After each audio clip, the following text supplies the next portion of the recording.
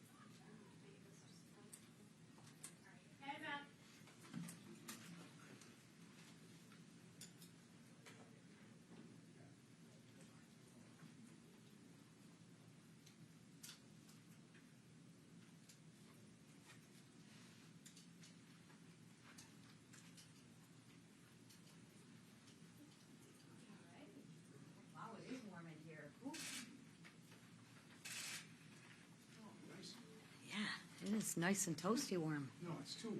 Yeah. Ooh. Ooh. Have we already worked on the temp here? They don't have air conditioning. in Hayden, this work on the building. temp, will you? It's not a hockey facility. It sucks. Well, good evening, everyone.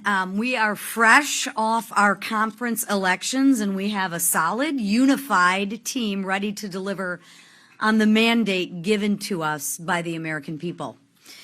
I'm honored to be selected by my colleagues to serve as chairwoman of the conference. Elise is leaving and is a loss for our conference. She has done incredible work, and I will build upon her success and wish her well. As a leadership team, we are ready to stand shoulder to shoulder with President Trump to legislate our America First agenda. Our winning message resonated with the American people, which delivered Republicans a trifecta in government. House Republicans have been laying the groundwork for months, and we are ready to govern. I look forward to all that we will achieve together, and with that, I will bring up our new conference secretary, Aaron Houchin. Thank you, Madam Chair. I am honored to have been selected by my colleagues to serve as Conference Secretary for the 119th Congress. I am ready to get to work to start implementing President Trump's agenda, to work alongside him every day to get this country back on track. I am now proud to introduce our Conference Vice Chair, Blake Moore. Hello, everyone. Exciting times. Good to be back in session off of a really strong message from the American people that we need conservative leadership to govern our country, move things in the right direction. I can tell you that the conference is excited about the opportunities that lie ahead, primarily legislatively. We have been building good, strong legislation to address energy, to address border, all the issues that we know our Americans are focused on, and it just goes to die in the Senate. We're looking forward for an opportunity to move this legislation that we built last term and move it on to the next. So I'm excited. Congratulations to everybody on the leadership team. Looking forward to a full term as vice chair as I came in mid-cycle, and excited to introduce our new policy director, policy chair, Mr. Kevin Hern. Thanks, Blake. It's really an honor to serve as the policy committee chair going forward. You know, as we look at the policy that's been put forth on the campaign trail of President Trump, the mandate has been set, 312 electoral votes, over 5 million popular vote. It is pretty clear what the American people want. We're going to work hard together. We have a great team. We're going to work hard with the leadership team to put that policy forward, move it with the Senate, take the relationships we built on the RSC, and work together to make sure that we get America back on track, put the America First, the Make America Great agenda back in play, and look forward to doing it. So excited for the great opportunity. And with that, I want to introduce our current NRCC chair and returning NRCC chair, the great Richard Hudson. Well, thank you. I want to welcome the new members of this leadership team. I'm proud to serve alongside each one of you. They bring unique talents and backgrounds and will strengthen our team going forward. Listen, we ran our last campaigns based on the issues that mattered to the American people. The Democrats, under the extreme leadership of Joe Biden and Kamala Harris and Hakeem Jeffries in the House, made every American less prosperous and less safe. And so our candidates went out and talked about those issues. We talked about energy. We talked about inflation. We talked about the border. We talked about the crime and fentanyl that come from that. And we told the American people our idea is to fix it. And they gave us a mandate. And so together with President Trump and a Republican Senate, we're going to start delivering on that on day one. Thank you. I'll now bring up our great whip, Mr. Tom Emmer. Thank you, brother. Thanks, Jim. Thanks, Richard. I first want to say thank you to my House Republican colleagues for electing me to serve as their majority whip once again. It's a privilege and a responsibility I do not take lightly. We treat the whip office like a customer service office. We are here to serve our members and the people they represent. We don't take anyone or any vote for granted, and we will continue building a culture of teamwork, communication, and respect to deliver more wins on behalf of the American people. Now that we have our leadership team in place, it's time to suit up and get to work. President Trump delivered the greatest political comeback in American history based on his proven record and promise to make this country great again. Voters also gave him a Republican Senate and a Republican House to help him do it. So now it's our turn. It's our turn to make good on the priorities we've been campaigning on for the last 2 years by passing legislation to make life more affordable for all Americans, secure our borders, unleash American energy, restore our dominance on the world stage, and lower taxes for hard-working families. We've got the team, the work ethic, and the plan to do it. Now, with the trifecta in hand, we stand ready and united behind President Trump to deliver on his American First agenda once and for all. As the 118th Congress proved, it may not always be smooth sailing, and we may have some disagreements along the way, but I've always been a firm believer that there's more that unites us than divides us. And so long as we work together as a team, I have no doubt we will seize the opportunity in front of us and put our country on a better path for generations to come. With that, I'll turn it over to our great Majority Leader, Steve Scalise. Thank you, Whip. And I, too, want to thank our new members of this really strong, unified leadership team, and Kevin Hearn and Aaron Houchin, and our new conference chair, Lisa McClain. We're really excited about the selections that our conference made today. We are going to miss Elise Stefanik, and she served our conference so well for so many years as our conference chair.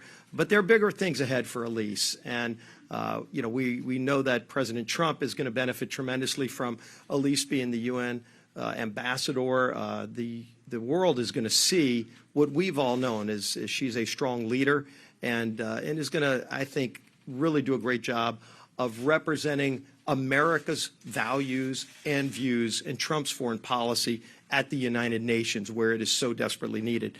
If you think about how we started this morning, we had President Trump come talk to us about what is ahead in this unified government. You know, we went all around the country, and I was in every swing district. I got to campaign with President Trump himself, and you could see the energy around the country. You know, when President Trump talked about the things he would do to make America great again, it's not just a tagline on a hat. It's what we're going to do to secure America's border. It's how we're going to lower food costs and energy costs for those families who are struggling across this country, who have been clamoring for somebody to hear their plight, and President Trump did. And he did it in every corner of the nation. He won every swing state because he had a message that was focused on those hardworking families who are struggling. And they responded by giving us this overwhelming mandate. And we are already working to deliver on that promise. We're excited about this opportunity for the American people to go and fight to get those policies put in place now that will lower their food costs and lower their energy costs and secure the border, working with President Trump to deliver a better America. And I am proud to say that the leader of that effort here in this new Republican majority, who was elected today unanimously by our members to be the Speaker of the House again, marshaling through this effort, is our Speaker today and our Speaker tomorrow, Mike Johnson. Thank you. Thank you. Well, thank you all for being here again. It is a new day in America. Yesterday morning, we began on the steps of the House as everyone was flying in to begin work again as we complete the 118th Congress. And we celebrated what is a new beginning, really, a new morning in America, a new day in America. And so today we began this morning, as Steve Scalise just told you, our majority leader, that we began with President Trump. And he came to visit us. It was a bit of a pep rally. Everybody feels very confident, very encouraged about the days ahead. And he gave us a very inspirational message. And he talked about the importance of maintaining unity and standing with this leadership team to go forward. It was very well received, and that set the tone for our day. And we had a very productive day together as a Republican conference. And the theme that you'll hear over and over from all of our members across the conference is that we are unified and energized and ready to go. We have to deliver for the American people beginning on day one in the new Congress, and we will be ready for that. I want to congratulate these new leaders that have been duly elected to help serve the conference. This is an extraordinary leadership team, and those who've been reelected who have earned those positions well. This was a group and a body today that worked together and did some really extraordinary things, putting together a leadership team and deciding upon our conference rules. I want to again tip my hat to the chairs of two of our most important and active caucuses within the Republican Conference, the House Freedom Caucus, Dr. Andy Harris, Congressman Harris, and Congressman Dusty Johnson of the Main Street Caucus, who worked together with a subgroup of members to work through a very deliberate process to come up with the rules. So we come out of this excited to deliver the America First agenda for the American people. Like the majority leader said, we traveled all around the country. All of us did. We all campaigned for our colleagues throughout the year. And we felt the energy on the ground, as Steve said, and we took the temperature of the American people. We heard their concerns. We heard that no matter where you are in the country, north, south, east, west, the number one concerns were the cost of living, the wide open border, the instability on the world stage, the weakness that has gotten us into the most dangerous situation since World War II. They were worried about instability and insecurity, the radical, progressive, woke agenda. People have had enough of all that. And so we're going to deliver solutions to all those great challenges facing the country, and we're excited to do it. I know you're all tired of hearing my football metaphors, but we have a very well-designed playbook. We will begin to execute those plays with precision on day one. And so our new and incoming members, we're here for new member orientation, they were a part of all of this today, and we're preparing the players now to take that field beginning early in January when all this all begins again on January 3rd. So we'll wrap up the work at the 118th. We'll get that work done, and we'll move into the new Congress with excitement and delivering on the promises that we have made to the American people. We're grateful to be working in hand with President Trump and to take this energy into the new year. So we'll take a few questions. I know you have several. Yes, sir. Mr. Speaker, thank you very much. While you were inside in your meeting, President Trump announced that he would nominate your colleague Matt Gaetz to be the next Attorney General of the United States. What do you make of that nomination, and how do you feel about his impending departure from the House? Well, I talked with Matt immediately after that nomination was made. In fact, President Trump told me this morning when he walked in, we were behind the curtains. He tipped me off that would be happening. Matt and I were classmates. We came to Congress at the same time in the 115th Congress in January 2017, and alphabetically we're seated right next to one another in Judiciary Committee. We served there together for 7 years. Some of y'all who cover Judiciary know those are long meetings, so I got to know Matt very well. Look, I'll say this. Everyone who served with him will tell you he's one of the most intelligent members of Congress. He's an accomplished attorney. He's very concerned about the lawfare that has been occurring in the Department of Justice under the Biden administration, and the fact that the American people have lost their faith in our institutions of justice because of everything that they've seen. He's a reformer in his mind and heart, and I think that he'll bring a lot to the table on that. I think out of deference to us, he issued his resignation letter effective immediately of Congress. That caught us by surprise a little bit, but I asked him what the reasoning was, and he said, well, you can't have too many absences. So under Florida state law, there's about an 8-week period to select and fill a vacant seat. And so by doing so today, that allows me, I've already placed a call to Governor DeSantis in Florida and said, let's start the clock. He's in Italy at the moment, and so we're going to talk first thing in the morning about this. And if we start the clock now, if you do the math, we may be able to fill that seat as early as January 3rd when we take the new oath of office for the new Congress. So Matt would have done us a great service by making that decision as he did on the fly. And so we're grateful for that. So we move forward. Look, I'll say this about people have asked me all day long. President Trump is poaching all of your talent. Yes, we have an embarrassment of riches here. The Republican conference is full of talented people who are extraordinary leaders and have great expertise, and everyone in this Congress, in this conference, could serve in a leadership position in the administration. But I have begged and pleaded with the new president, enough already. Okay, but because our numbers are small, we are going to have the majority. We're celebrating that. I think it could be as high as a 5-seat margin, but we'll have some of these vacancies open as we begin the year. We'll fill them as quickly as possible, but we're excited for our colleagues to have these new career opportunities and new opportunities to serve the country. So we move forward. Yes, ma'am. Thank you. You now have this big event at Trifecta. How you are going to assure American people that you're going to use this power responsibly and not misuse it? Yeah. I'm glad you said the question was about the mandate that the American people have delivered us. It was an historic election. President Trump won the popular vote and the Electoral College by a very wide, decisive margin, and the House Republicans received as many votes. I think it's been many decades since House Republicans received as many collective votes over Democrats nationwide. So we do have the mandate. We take the responsibility seriously. You can make an argument that we're facing collectively as a nation the greatest collection of challenges that we've had probably since World War II, maybe the Civil War, some people say. So serious times call for serious leadership. It's going to be a policy agenda-driven administration and a Congress, and you've heard us say many times that it could be, I believe it will be, the most consequential Congress in the modern era, most consequential administration of the modern era, because frankly, we have to fix almost every area of public policy. So what it will be required of us is to plan deliberately and execute with precision, and that's what we're working on right now. We're going to deliver for the American people. We're going to bring down the cost of living. We are going to turn American energy dominance back on. We are going to secure the border. We're going to take care of our stature on the world stage to restore peace through strength again. And all of the things that are concerning people, from woke ideologies in the schools and a business place to all the other chaos that we've ensued with the rising crime rates and everything around the country, we have solutions for all that.